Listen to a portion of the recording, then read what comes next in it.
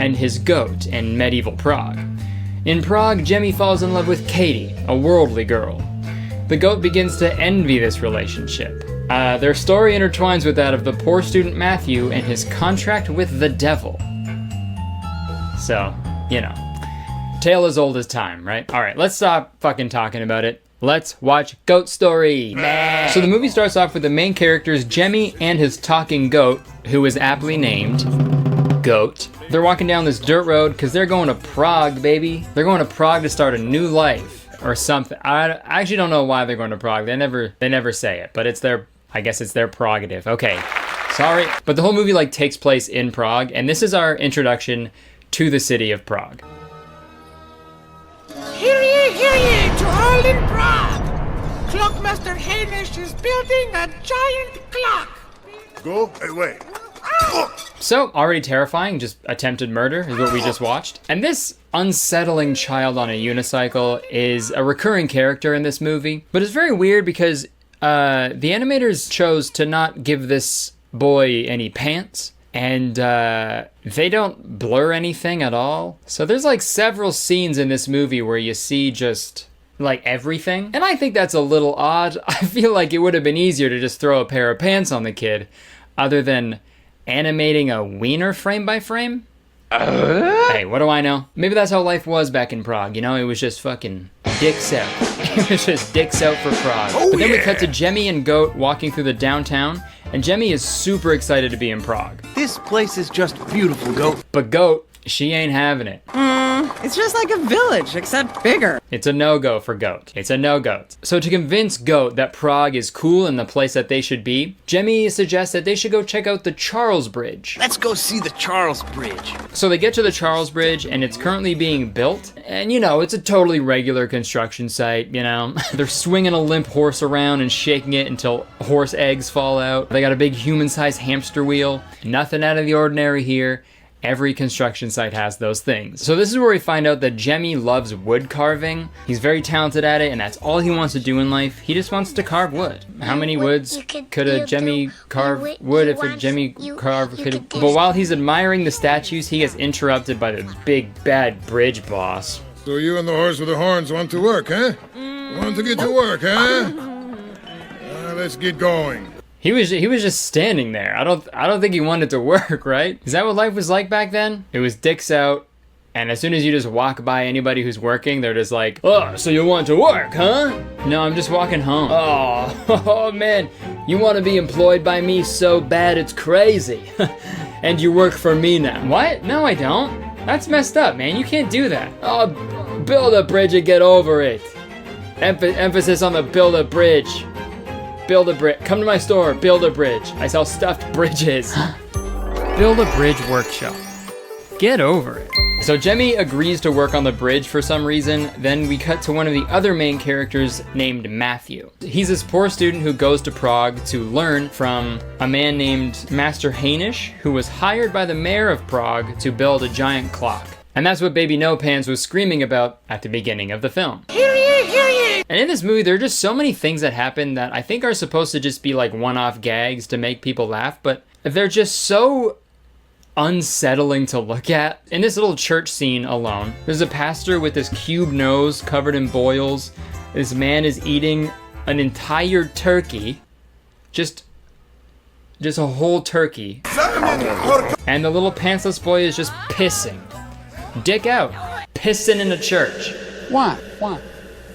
And you'll notice this going forward, but every scene has at least one thing that just is so uncomfortable. I don't know if it's the animation style or the sound design, but this movie makes me so uncomfortable.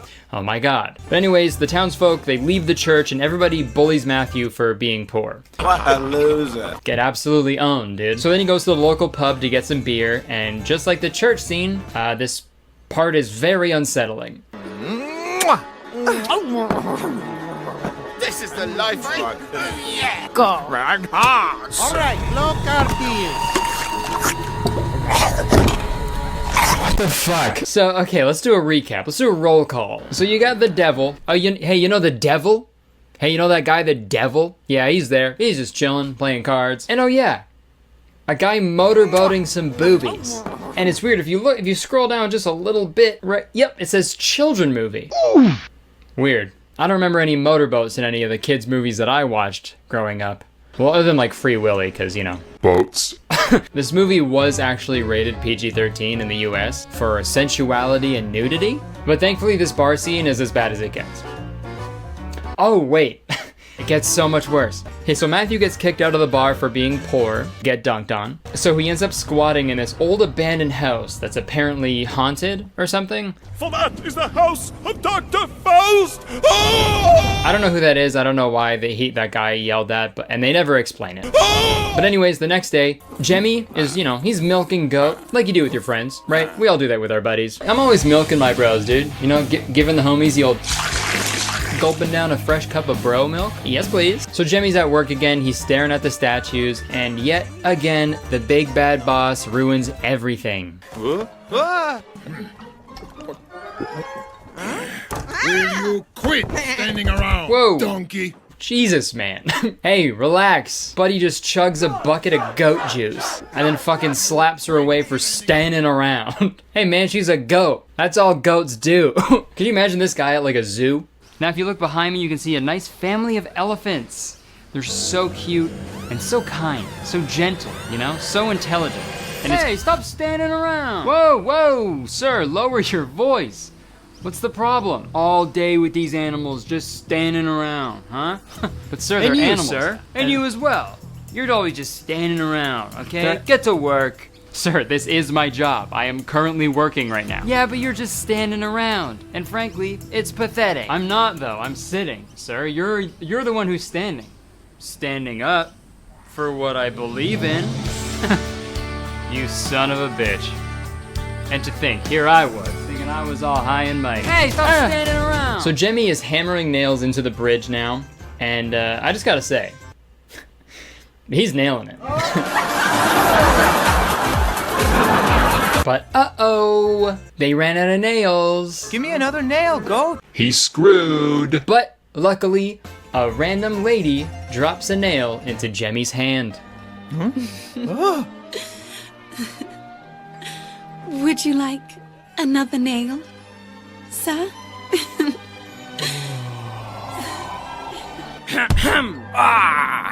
Goat. You see what's going on? Correct me if I'm in the wrong here, but if this is a kid's movie, maybe we just dial back the cleavage, like a little bit? Just because this animation is 3D doesn't mean every girl has to have triple D size bazoingas, you know? Dude, that's so weird. That's like if Elastigirl from The Incredibles had just a huge dump truck of an ass, and that wouldn't happen. They wouldn't do that.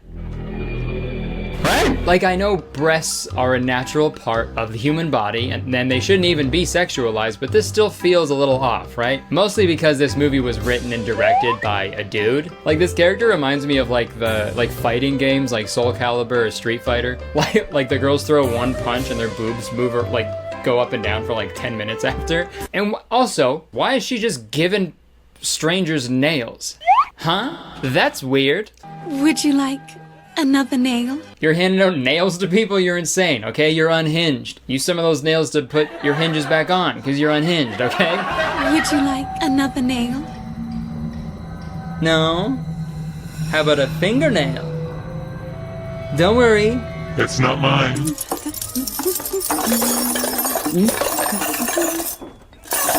What? You see? See? Okay, so boob nails aside, Goat is like jealous of Katie? Yeah, her name's Katie, so what? So that implies that Goat has like a crush on Jemmy? Dude, that's like if in Shrek the donkey ended up like fucking the dragon. Oh wait, all animated movies are insane. So right after that, Jemmy is just smitten. You know, he's simping for Katie. Katie. So much so that he causes the Charles Bridge to collapse because he was carving a statue of Katie into one of the wooden beams with his foot. And that's the first time I've said that in my life. Hopefully the last. So obviously everybody is super pissed, so they chase Jemmy and Goat into town. There's this big crazy chase scene, and they end up hiding at the local pub. And outside there's a quick shot of Matthew staring at the other students in the pub. And this is pretty important to his character arc, because He just wants to fit in with the other rich students, okay? That's all he wants. He just wants to be friends with these people. And the only way to be accepted by these rich students is to have money. Even though they've been nothing but mean